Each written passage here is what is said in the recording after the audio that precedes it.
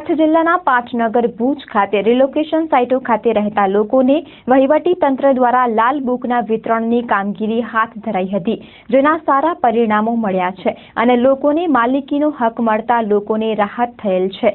તેમ છતાં અનેક પ્લોટોના માલિકો વિવિધ કારણોસર આજે પણ લાલ બુકથી વંચિત છે તથા અન્ય સમસ્યાઓનો સામનો કરી રહ્યા છે। ત્યારે આજે મુન્દ્રા રિલોકેશન સાઇટના રહેવાસીઓએ જિલ્લા કલેક્ટર શ્રી મહેન્દ્ર પટેલને રૂબરૂ મળી તેમને સમસ્યાઓ અંગે રજૂઆત કરી હતી। શહેરની રિલોકેશન સાઇટોમાં વસતા લોકોની સાથોસાથ વર્ધમાન નગર વિસ્તારની સમસ્યા અંગે પણ જિલ્લા કલેક્ટરનું ધ્યાન દોરવામાં આવ્યું હતું। ત્યારે જિલ્લા કલેક્ટર શ્રી મહેન્દ્ર પટેલે તાત્કાલિક પગલાં લઈ વર્ધમાન નગર વિસ્તારની જમીનને લગતી તમામ બાબતો પૂર્તતા કરાવી આ ફાઇલ પૂર્ણ કરી તાત્કાલિક આ જમીનની શરત ભંગની મામૂલી રકમ વસૂલ કરી રહેણાંકના હેતુ માટે ફેરવવા માટે જિલ્લા પંચાયતને પહોંચાડી દીધેલ છે। તે ઉપરાંત ભૂકંપ બાદ રિલોકેશન સાઇટ પર જે ભાડુઆતો કે અન્ય વ્યક્તિઓને નવી શરતના પ્લોટો ફાળવાયા છે તેમની પ્રીમિયમની રકમ ઘણી મોટી હોવાની જિલ્લા કલેક્ટર સમક્ષ રજૂઆત કરાતા તેમણે આ અંગે યોગ્ય પગલાં લેવાની ખાતરી આપી છે।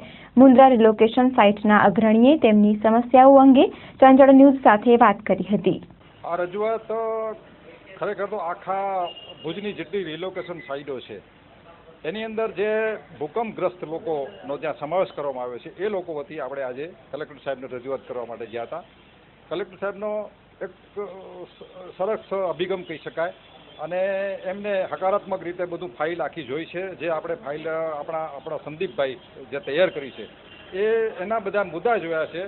નવી શરત જૂની શરતમાં શું છે, એમાં વિસંગતતાઓ શું છે, એના પ્રીમિયમના જે દરમાં આટલો બધો કેમ બધો ફરક છે એ બધું એમણે જોયું છે, સમજ્યા છે। ઉપરાંત એમણે એવું કીધું છે કે આ ફાઇલ પણ હું રાખું છું, એના અભ્યાસ અમે કરીએ છીએ। એમની સાથે સાહેબ હતા અધિક કલેક્ટર, એમણે પણ આ બધું જોયું છે અને આપણી સાથે મુન્દ્રા રિલોકેશન સાઇટમાંથી જે આપણી ટીમ હતી એ ટીમમાં એક વિનોદભાઈ અને આપણા અરુણભાઈ અને સંદીપભાઈ આ બધા આખા જોડાયા હતા અને આખી એક વિસ્તૃત આપણે રજૂઆત કરી છે અને બહુ સરસ રીતે સાંભળ્યું છે, એમણે સમજ્યા છે અને ફરીથી પણ જ્યારે આના માટે ફોલોઅપ હશે ત્યારે આપને બોલાવવામાં આવશે એવું અત્યારે આપણી એક પ્રાથમિક રીતે વાત થઈ છે।